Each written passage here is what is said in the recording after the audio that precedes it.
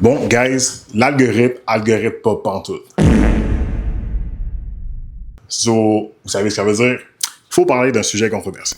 So, le sujet d'aujourd'hui, ce sont les shitbox. Avec le week-end de la F1 qui arrive à grands pas, tous les amateurs de voitures sont fébriles à l'idée de pouvoir assister à la F1 à Montréal. Et il y a beaucoup d'événements qui entourent cette fin de semaine-là, notamment l'événement de Épicure Classique le samedi. Pour ceux qui ne connaissent pas les meets au Épicure Classique, en général, ce sont des meets pour les voitures anciennes. En général, de 20 à 25 ans et moins. Parfois, ils font des meets avec les voitures autant anciennes et récentes. Et récemment, il y a eu un événement au Épicure Classique avec des règles assez strictes. Alors, je vous présente ici le Shitbox Guide du Épicure Classique. If you found out about this event from the Car Meet Grand Montréal Facebook group, OK, guys, je vais vous dire ça tout de suite. J'ai une sale opinion sur ce groupe Facebook-là, mais ça va peut-être être pour une autre vidéo. If your girl dumped you because of your car, if your friends constantly make fun of it, if you spend more on the sound system than the car itself, if you have Alibaba in your bookmarks, now this is debatable. Don't come at me, bro.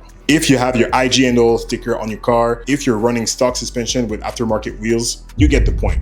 Guys.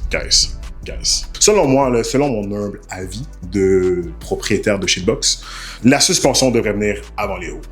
Les roues, c'est toujours la cerise sur le sundae. You know what I'm saying? Like, don't do the other way around, because it's gonna look stupid. It's gonna look funny, bro. Like, don't do that, bro. Ceci étant dit, malgré des règles bien définies dans la page Facebook, il y a certaines personnes qui se sont présentées avec ce qui représente totalement un shitbox. Et, guys, je dis pas ça pour être méchant, mon char, c'est un shitbox, ok? Ça rentre dans la catégorie carrément de shitbox. Mon char, il est pas fini, il y a des panneaux de couleurs différents. I have 2 different sets of wheels. Like, it is what it is. I know what I have. Puis, je pense que c'est ça un peu la différence qui vient avec certaines personnes, c'est que some people are just not self-aware. You know what I'm saying? Je vois un peu la modification de voiture comme savoir s'habiller. Il y a certaines personnes qui savent agencer les couleurs et d'autres pas du tout. Et c'est pas une question d'avoir ultra d'argent pour porter du linge de marque ou whatever. Aucunement. Tu peux t'habiller dans une friperie, tu peux t'habiller dans des magasins vraiment pas chers et trouver des bons habits qui fit ensemble.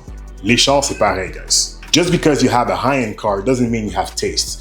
Des exemples comme ça, vous pourrez en trouver partout sur Internet. Des supercars avec un catalogue chrome de Canadian Tire complet dessus, ça fait pas de sens. Et ça fait aucun sens sur une Lambo et aucun sens sur un fucking Dodge Charger. Puis j'en ai vu beaucoup, OK? Des Dodge Charger, des Civic, des Maxima, des whatever, OK?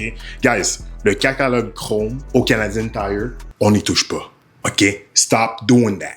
Et pour vrai, guys, je dis pas ça pour bâcher personne. Mon point étant que c'est possible de faire de quoi de nice avec des petits moyens. De bien agencer des couleurs, bien agencer des modifications, parce que il y a des accents modifiés qui sont belles, j'en ai déjà vu. Des Honda Accord modifiés qui sont belles, j'en ai déjà vu. Il y a certains exemplaires, pour vrai, guys, qui font aucun sens. Quand un événement indique concrètement de ne pas avoir un certain type de build à l'endroit, please don't go there. Parce que si tu vas là, ton char se prend en photo puis tu te fais plaindre dans les commentaires. It is what it is. Respect the rules, guys.